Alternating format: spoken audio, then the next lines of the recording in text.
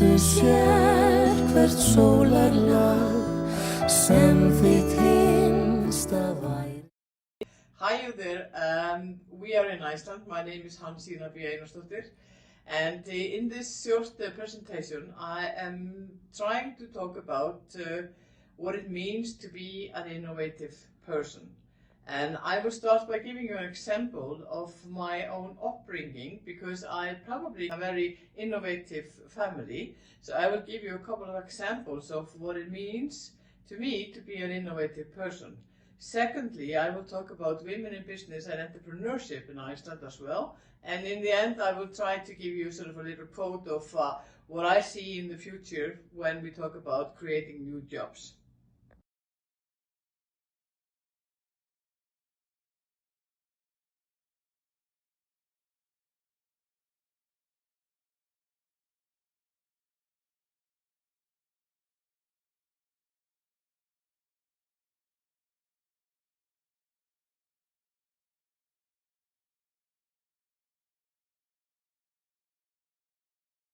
So what I actually did, I just went into my family.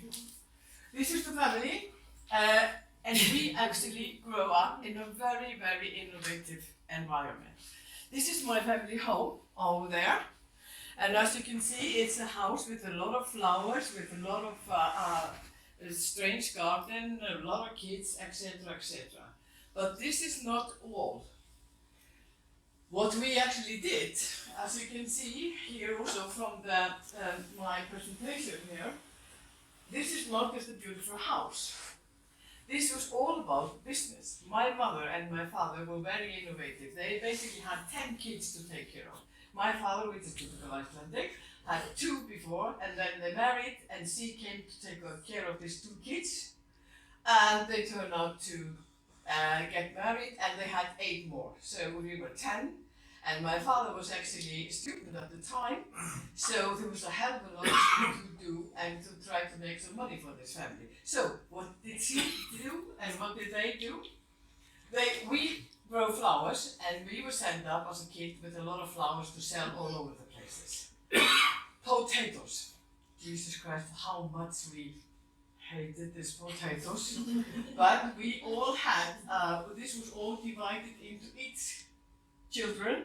So what we were actually empowered to do, that's another word in this, empowered to take care of each potatoes layout, and then we could sell it. So this is how we started with the money situation.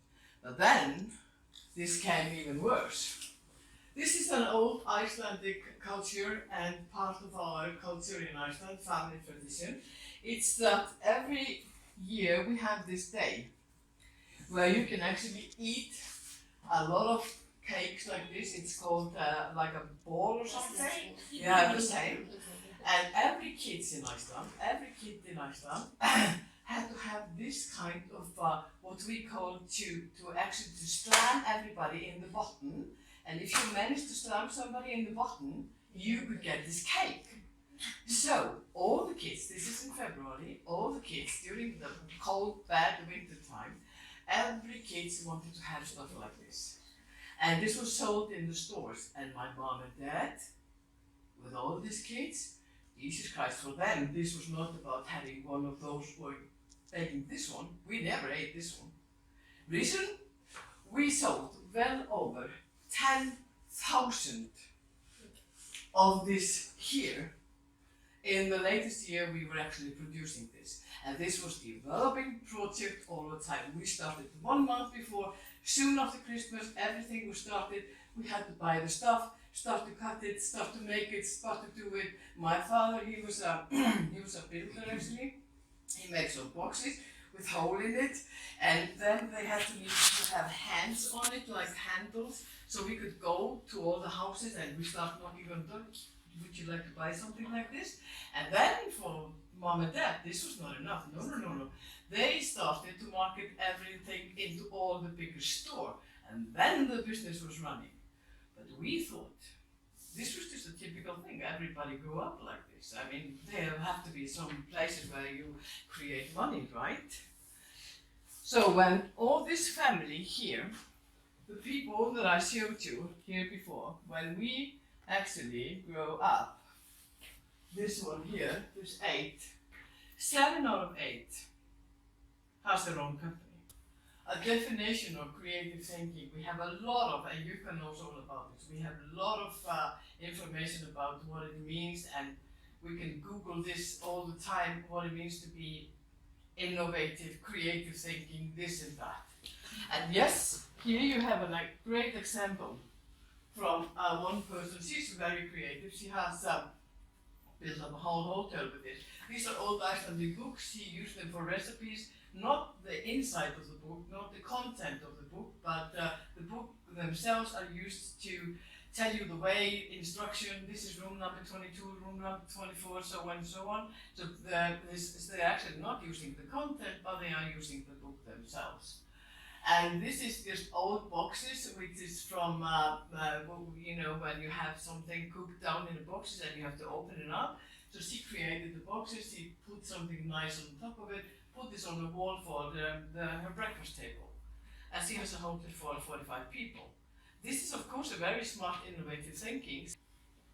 Talking to people for 40 years about how to run their own companies, I've cooked this all together into the 4C. And yesterday, the lady we talked to, Becca, the writer, as well as our first lady, and probably the one we are going to meet today, they will definitely, in one way or another, come across these C's. First of all, and this is very close to us today, is the challenge.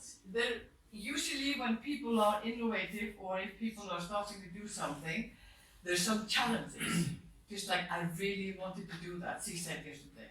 I don't want to work in a place like this. I really want to do this. Or, like in the big recession in Iceland, we got probably, and most of the countries also, because people lost their jobs, so they had to be creative. What am I going to do now? So there was an urgent need in the area, and people were challenged to do things like this. So usually there's a challenge. I want to go out of this, I wanted to try something different, and going back to Becca yesterday, wouldn't it be smarter to fail doing something that you love to do instead of fail and doing something that you really hate to do? She said that's precisely something like this. So there usually is some challenge.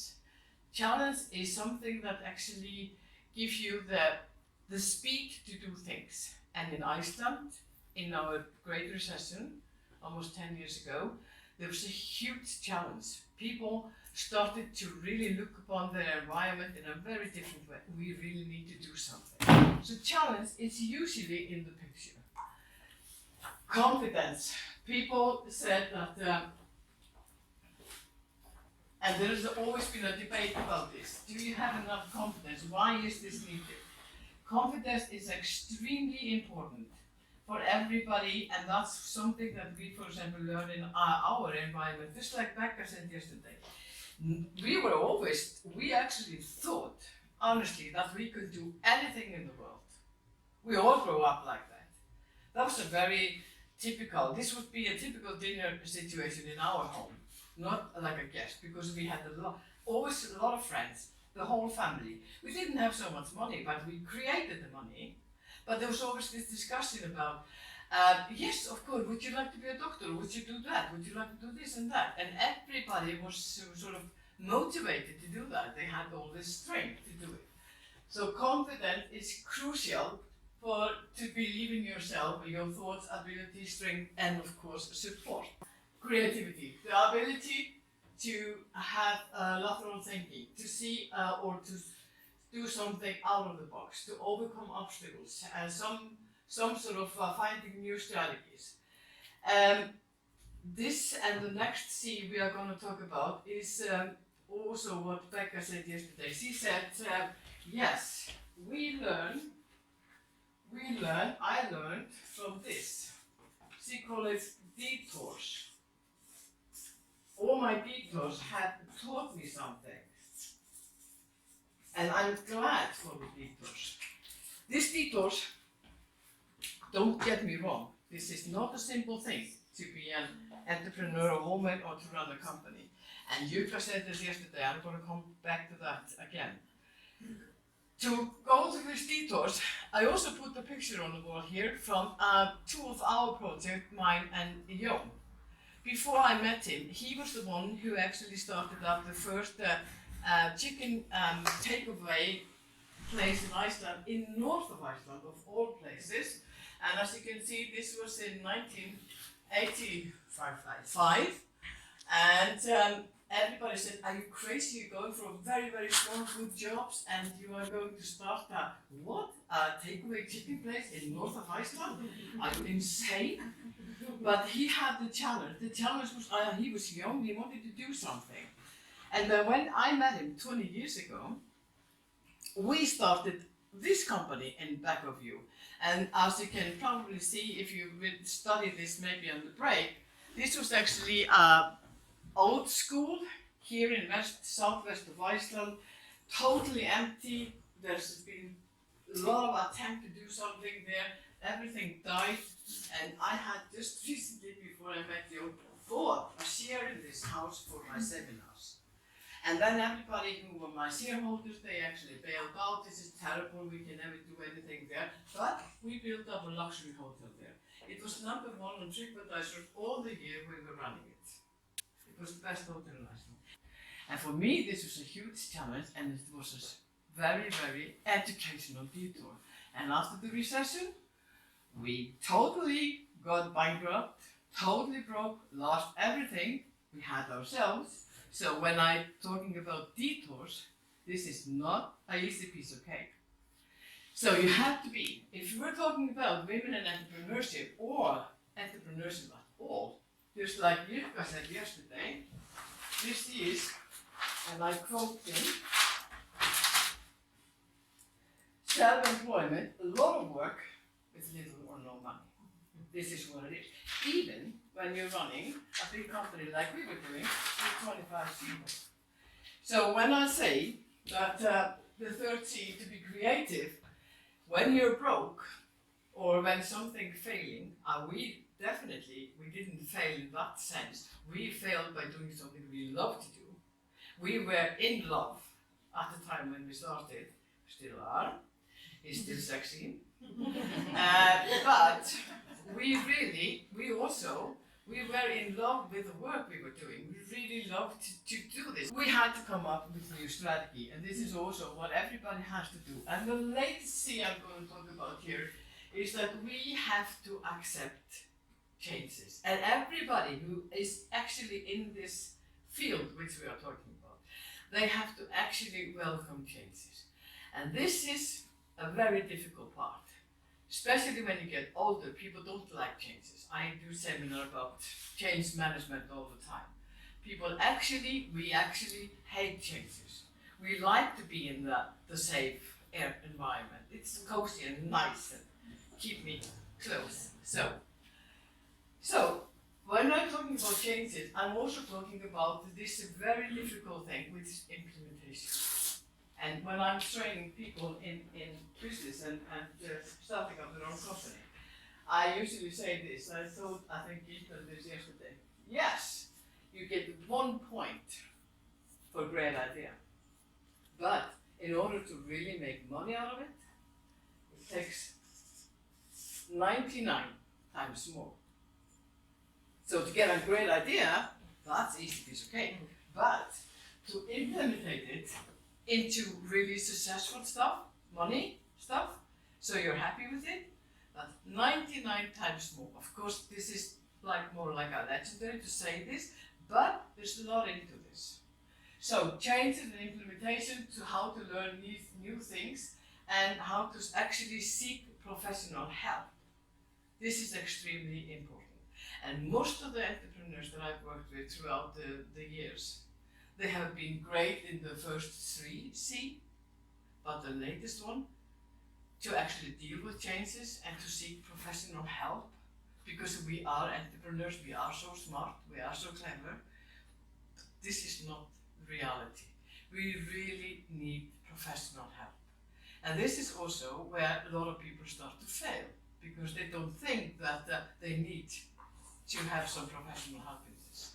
If I now turn into what's happened for women here for the 40 years, which is going to lead us to that today, that 63% of women are actually in the universities, and we are now slightly about 30% of all companies in Iceland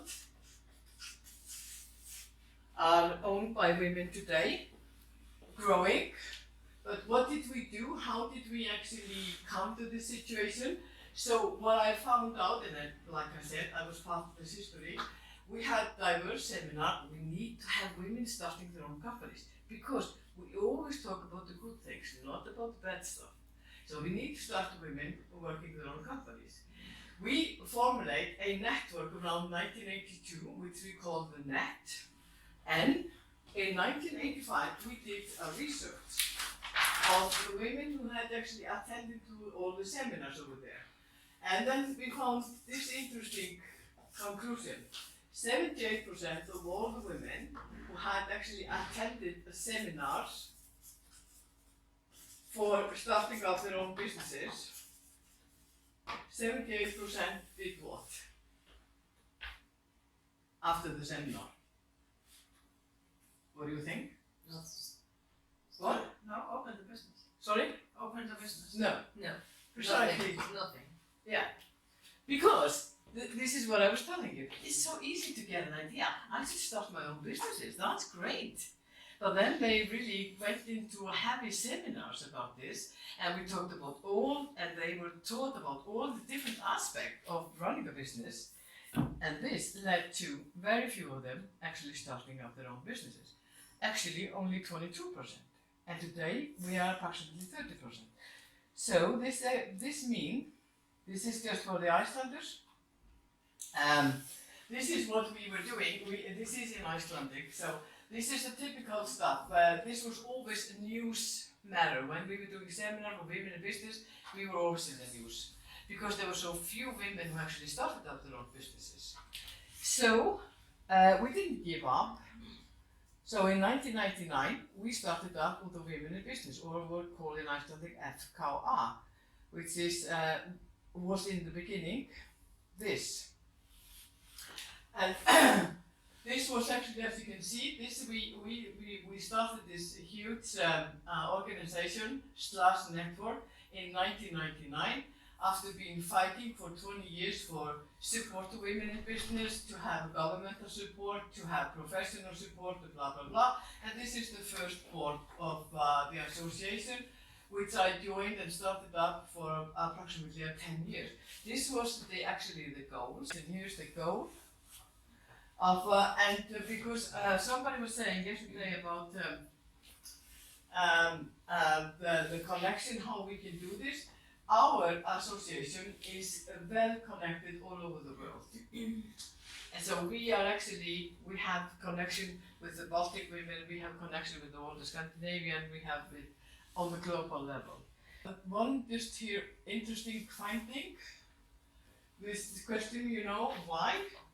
And then you can see that 82% of the women, they are educated, they are smart, and 82% said, why did you start your own company? And 82% said, well, it's primarily because I want to be my own boss.